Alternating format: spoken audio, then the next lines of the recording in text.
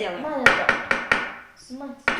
Я стучу, здорово. Для 10-летнего Эльдана такие занятия просто необходимы. Его мама Лилия Мухаммедшина выучилась на логопеда-дефектолога, чтобы заниматься с сыном самостоятельно.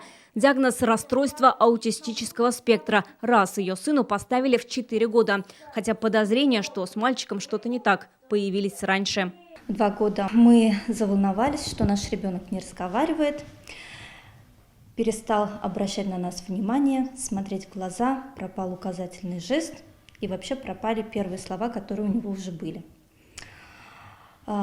Врачи нас убеждали в том, что он еще мальчик, разговорится, и нужно немножко подождать. Все эти годы Лилия занимается с сыном и водит его на развивающие занятия. Обучение дорогостоящее, говорит она. Заниматься нужно практически 24 часа в сутки. В сентябре Эльдан пошел в ресурсный класс 86-й школы Казани. Он научился уже писать, он научился читать. Есть динамика в математике. И даже на физкультуре он уже участвует намного активнее, чем было это ранее. Вот ребята из ресурсного класса изучают азы тхэквондо. Это не отдельный класс. Девочки и мальчики – такие же ученики 86-й школы и учатся со своими сверстниками. Здесь им помогают волонтеры, они же одноклассники. Например, Эрнест Софиулин сейчас на занятии вместе с детьми с диагнозом РАС. Его задача – показать ребятам, как нужно вести себя на уроке. Смотри на меня, что делает, и это надо сделать.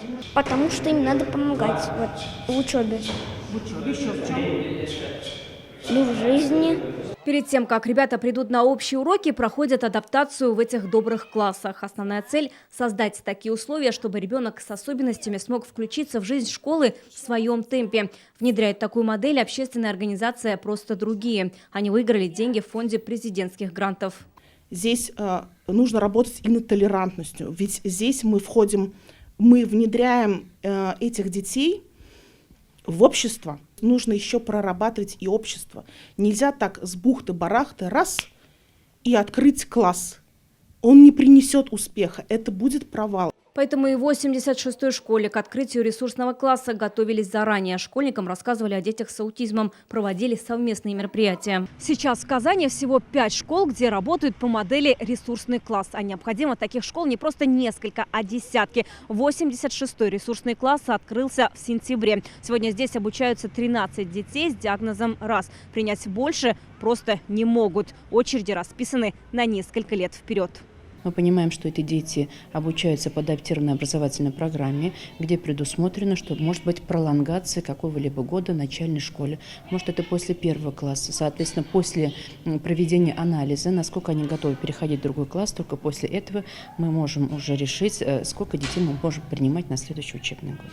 Такие ресурсные классы необходимы как минимум в 3 школах каждого района Казани, говорят в организации «Просто другие». Они нужны и в детских садах. Таких групп всего 3 на весь город. Остро стоит и проблема раннего выявления диагноза. Теряются и мамы, которым сообщают о заболевании. Мама слышит, ей сообщают: у вас расстройство аутического спектра.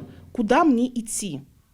Хотелось бы центр, в который мама пришла и получила там весь спектр услуг. Людям с РАС необходимо сопровождение с рождения и на протяжении всей жизни.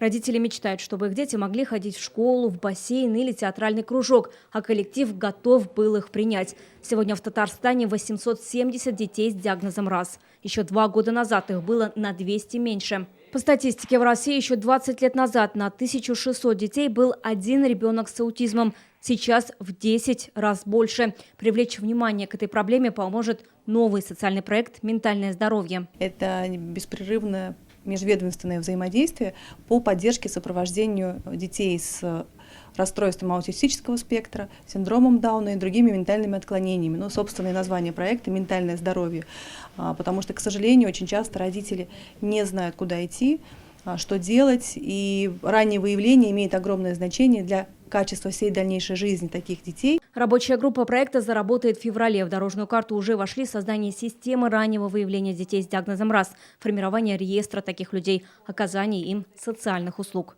Вероника Гайнудинова, Данил Филатов, ТНВ, Казань. Закажи рекламу на ТНВ. Телефон в Казани 5 705 100.